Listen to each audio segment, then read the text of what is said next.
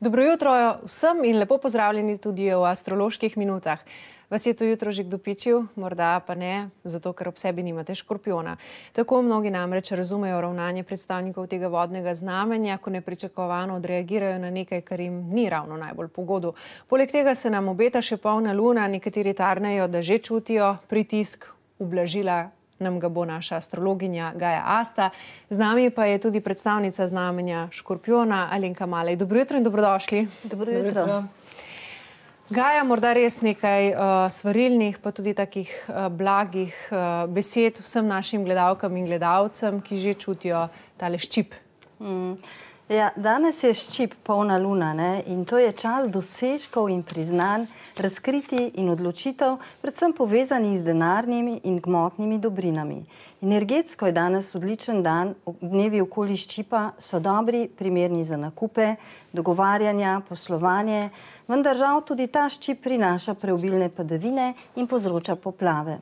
Vsi tudi čutimo spremembe klime in globalne spremembe energije in najbolj pomembno je, da upoštevamo dvoje, da moramo spreminjati svoje življenjske navade, čeprav je to zelo težko, in da moramo usmerjati vse svoje sile v izboljšanje kakovosti odnosov, medsebojnega sodelovanja, kajti socialni kapital je veliko več vreden od denarja, saj le-ta zagotavlja trajnost in omogoča visoko kakovost življenja, ne glede na finančno moč. Prav ta ščip opozarja na pomen medgeneracijske povezanosti, medsosedskega sodelovanja in priložnosti za mlade. In tu se bomo navezali, mladi so izjemno blizu Alenki Malej, z njimi, Alenka, veliko delate, ustvarjate, jih izobražujete, pa bomo vprašali Gajo, če to piše že v natalni karti ali se to človeku zgodi kar tako? Ja, v natalni karti je opisan ta povezanost in sicer skozi peto hišo, južno sečišče v peti hiši, hiši otrok in zraven je tudi Jupiter. Jupiter pa predstavlja to medgeneracijsko povezanost. Alenka, kaj je ta trenutek najbolj aktualno? Kaj ustvarjate? Ja, ta trenutek, stalno nekaj ustvarjamo. Imamo veliko delavnic, delamo tudi dejansko delavnice s podjetji in tako da res smo imeli tudi nekaj otrok s sabo in je zanimivo, ko jih povežeš vse skupaj v en prostor, ko prostor kar zaživi, ne? Ko so skupaj različne generacije.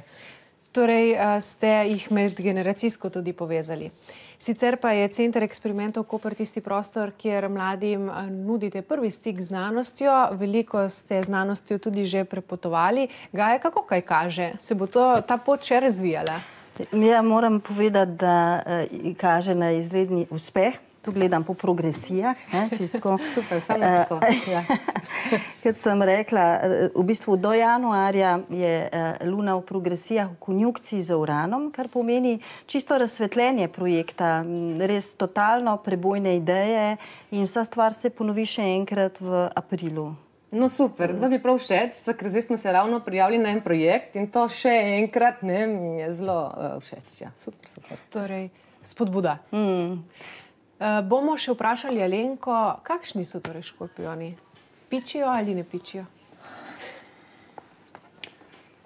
Če je treba pičiti, je treba, ne?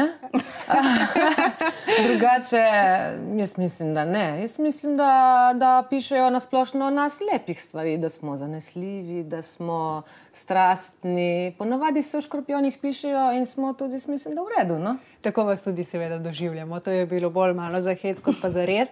Bo pa Gaja še povedala, katere lepe lastnosti najbolj opišejo škorpijone, Gaja. Ja, škorpijon je sicer znamenje, ki ima ta neizčrpen vir moči, trdo kožo, to da obenem je preobčutljiv, introvertiran. V astrologiji škorpijon predstavlja transformacijo, zato je 11. mesec primeren za konkretne, temeljite spremembe, prav na konkretni ravni. In vesolje nam je v podporo, predlagam, da se kar pogumno podate naprej, novim izzivom nasproti. In škorpijoni so lahko zelo pozitivni, optimistični, sploh če so po ascendentu strelec kot ti.